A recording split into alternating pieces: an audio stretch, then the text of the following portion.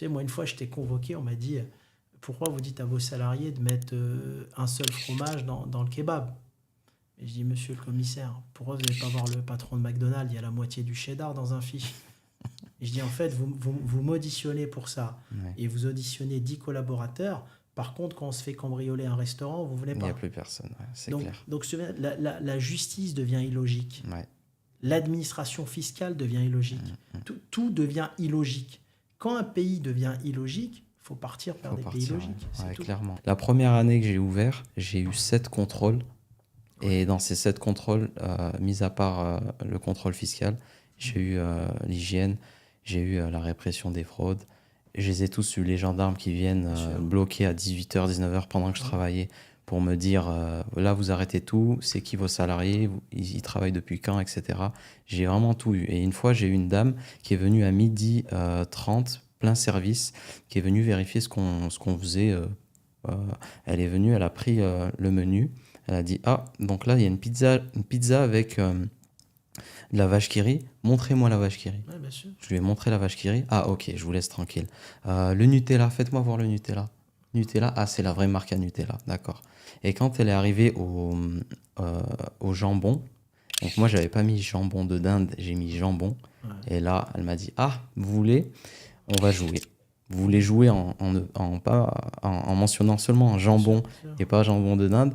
Et là, pareil, il nous a fait des problèmes. Mais en Et fait, c'était la première année. tu sais ce qui se passe dans ce pays? Je te dis là, mon constat, hein, Ouais. et en ayant vu beaucoup de pays, il n'y a aucun pays parfait. Mais qu'est-ce qui se passe?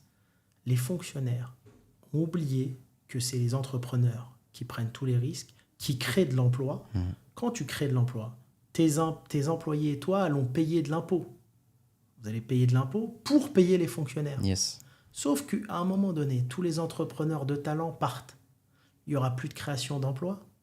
Il n'y aura plus personne pour payer les impôts. Parce qu'aujourd'hui, le chômage n'arrête pas d'exploser. Parce que ce qu'ils ne disent pas, c'est que tout le monde part. Tous les gens qui veulent créer un projet, ils partent. Et ben, ils ne pourront plus payer les fonctionnaires. Donc, les mêmes fonctionnaires qui t'ont contrôlé, ils se feront licencier.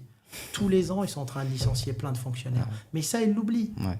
Moi, tu vois, une fois, un policier pour un contrôle dans un magasin, j'étais président de mes entreprises. Il m'a appelé, il me dit, Monsieur Venotman, il faut qu'on se voit, je ne suis pas votre prostituée. Vous voyez jusqu'où ça va? C'est Il y a une incroyable. haine. Ouais, il y a une haine. Il y a une haine Ouais. anti-créateur d'emplois. Ouais, carrément. Sauf qu'aujourd'hui, on n'est plus comme il y a 20 ans. Aujourd'hui, tu as l'émergence des nouveaux pays.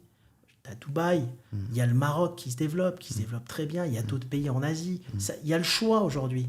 Et en plus, on est de plus en plus dans des business où tu n'as plus besoin d'être sur place, des business online.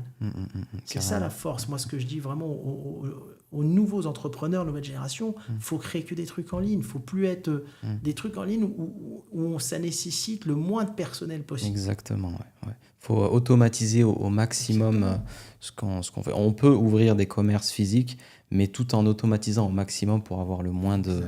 Bah, d'ailleurs, c'est une question que je me suis posée par rapport à la gestion de l'humain quand tu as commencé. Moi, j'ai eu jusqu'à 3200 salariés. En plus, je suis obligé de manager, mais j'aime pas forcément ça.